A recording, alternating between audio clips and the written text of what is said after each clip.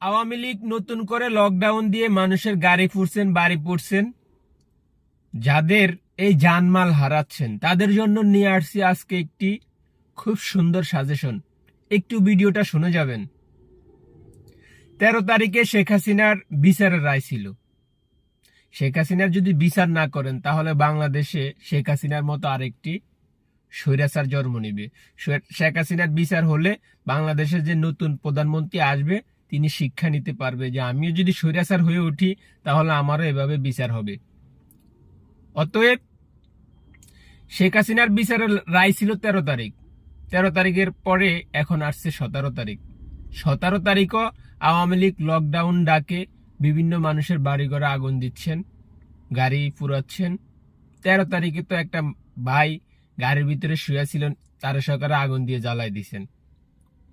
অতএব যারা এই ক্ষয়ক্ষতির শিকার তাদেরকে বলছি, আরে ভাই আপনার মন খারাপ কেন? আপনার ঘর পুড়ছে, বাড়ি পুড়ছে, গাড়ি পুড়ছে, আপনি কি করবেন?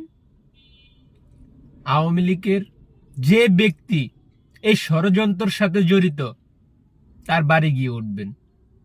যে ব্যক্তি মোবাইলে এসে উস্কানি দিতেছে তার বাড়ি গিয়ে উঠবেন, তার বাড়ি দখল করবেন। আপনার বাড়ি পুড়ছে, আপনি তার বাড়ি দখল করবেন। আপনার গাড়ি পুড়ছে, আপনি তার বাড়ি দখল করবেন। তাহলে তো সমাধান।